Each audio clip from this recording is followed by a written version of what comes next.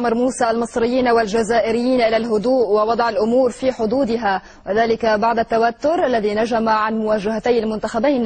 دعوة موسى جاءت على هامش افتتاح مؤتمر في دبي ينظمه المنتدى الاقتصادي العالمي، وكان الإعلام المصري تناقل أنباء عن مجموعات جزائرية اعتدت على مشجعين مصريين في الخرطوم، مضيفا أن عددا منهم أصيبوا بجروح، وأشار إلى أن الجماهير الجزائرية كانت تحمل أسلحة بيضاء استعملتها أثناء الاعتداء.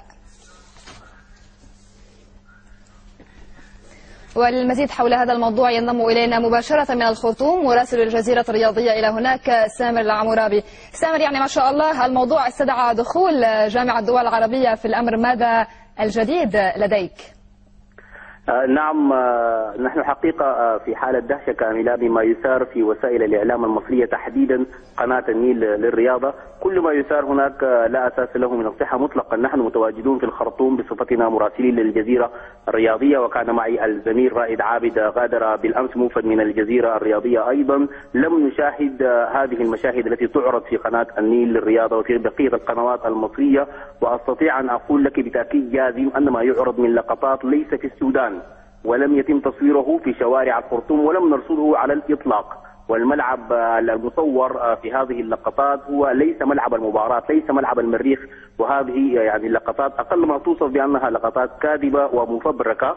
والسودان الآن الجو فيه شتاء وليس هناك سحب مطلقا في السودان، وبالنهار يعني الشمس في كبد السماء، وناهيك عن كثافة السحب بهذه الصورة. ونلحظ السحب واضحة في اللقطات التي يحمل فيها المشجعون الجزائريون سكاكين وآلات حادة إطلاقا. وكنا في هذه الأوقات كنا على الهواء مع قناتنا عبر BTL في نشرات الثالثة والخامسة والسابعة مساء.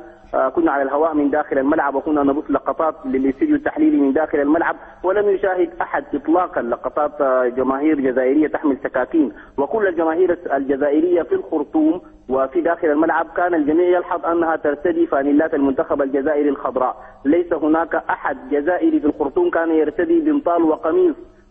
كل الجزائريين الموجودين في الخرطوم كانوا يرتدون فانيلات المنتخب وبناطيل جينز. هذه كانت ظاهرة ملفتة لنا جميعا.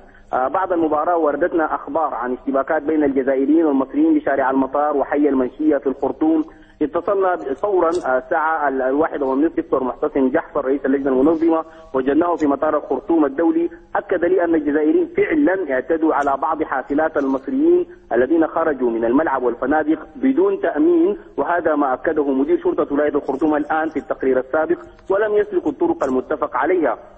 ولكن الشرطة احتوت الموقف بسرعة وعادت الأمور إلى نصابها. وبالأمس تساءلت بعض الفضائيات المصرية عن مهنية الجزيرة وأين كانت من هذه اللقطات. نحن لم نجد لقطات مثل هذه. تجولنا في شوارع الخرطوم بعد المباراة بحرية، تحدثنا إلى قناتنا، كتبنا خبر وبعثنا عن وجود اعتداءات من الجزائريين على المصريين، وطلبنا فون مع رئيس اللجنة المنظمة، وطلع على نشرة الساعة 2 فجرا بعد المباراة وتحدث عن هذه الاعتداءات وأن الشرطة احتوت الأمور.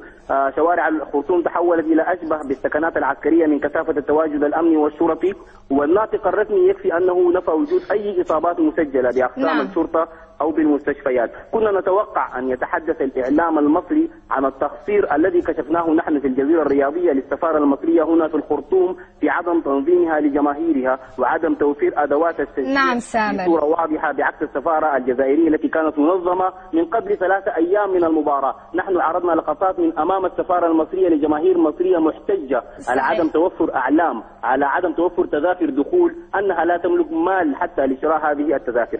نعم سامر، نعم سامر العمورابي، على أمل أن تؤول الأمور إلى خير ما يرام. شكرا جزيلا لك. والآن طبعا إلى القاهرة مع مراسلنا جمال هليل هناك. جمال، ما هي حقيقة الأحداث التي دارت أمام السفارة الجزائرية في القاهرة أمس، وكم عدد المصابين تحديدا؟